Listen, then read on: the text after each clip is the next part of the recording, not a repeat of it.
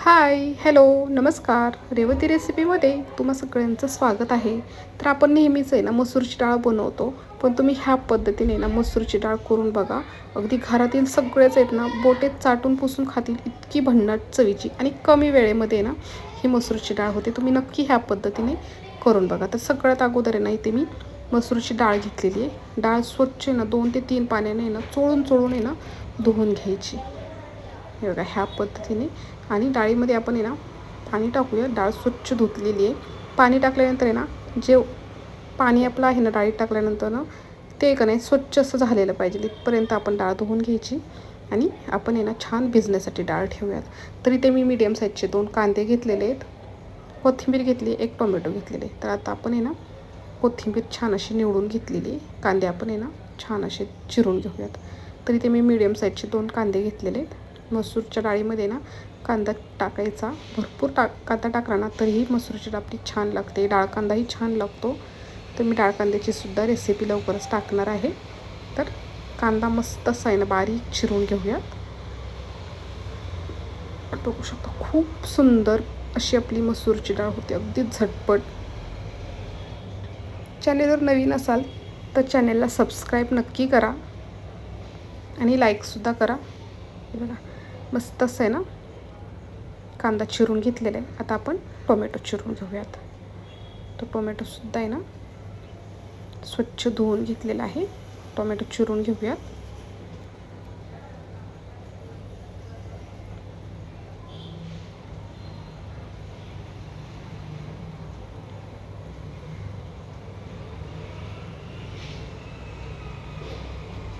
आणि आता डाळसुद्धा आपली आहे ना छान अशी भिजलेली आहे. एक 10 मिनिट आपण डाळ छान भिजवून घ्यायची. डाळ आहे ना आपला आपण असं नकानं तोडून बघितलं ना की डाळ लगेच अशी तुटली गेली पाहिजे, इथपर्यंत डाळ आपली आहे ना भिजवून घ्यायची. आता फोडणी देऊयात. तर कढई घेतलेली आहे. कढईमध्ये आहे ना 2 ते 2.5 पळी आहे ना तेल टाकणार आहे आणि तेल चांगलं गरम होऊ द्यायचं.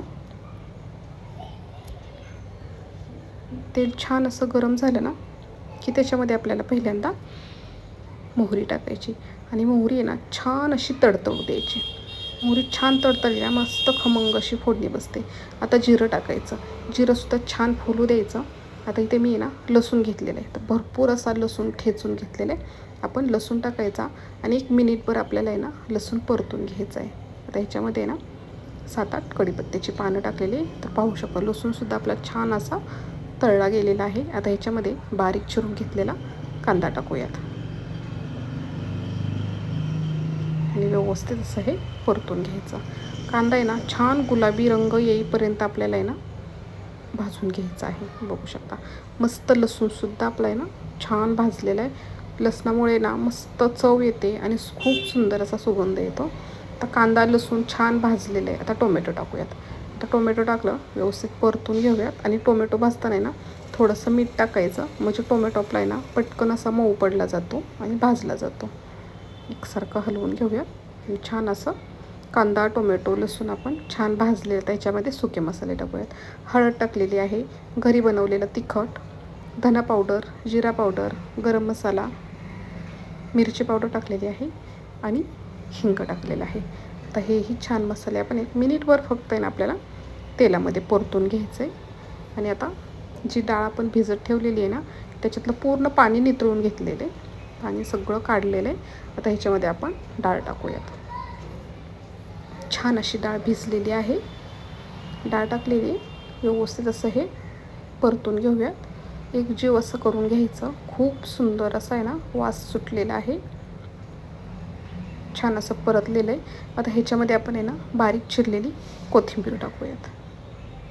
मस्त हिरवीगार बारीक चिरलेली कोथिंबीर टाकलेली आणि आता पाणी टाकूयात. आता तुम्हाला किती डाळ बनवायची त्या हिशोबाने तुम्ही आहे ना इथे पाण्याचा वापर आहे ना कमी जास्त करू शकता. तुम्हाला जास्त पातळ हवी आहे डाळ की अशी दाटसर हवी आहे त्या हिशोबाने पाणी टाका. मी इथे पाणी टाकलेलं आहे आणि चवीनुसार मीठ टाकूयात आणि फास्ट गॅसवरती एक उकळी काढून घ्यावी. बघा उकळी छान अशी आलेली.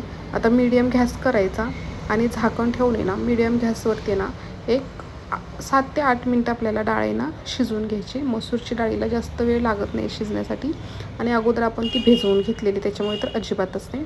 मस्त बघा 7-8 मिनटं झालेली आहेत. झाकण काढूयात आणि पाहू शकता मस्त अशी आपली मसूरची डाळ आहे ना तयार झालेली. खूप सुंदर सुगंध सुटलेला आहे. तर तुम्ही सुद्धा नक्की ह्या पद्धतीने करून बघा आणि व्हिडिओ बघितल्याबद्दल तुम्हा सगळ्यांचे मनापासून धन्यवाद.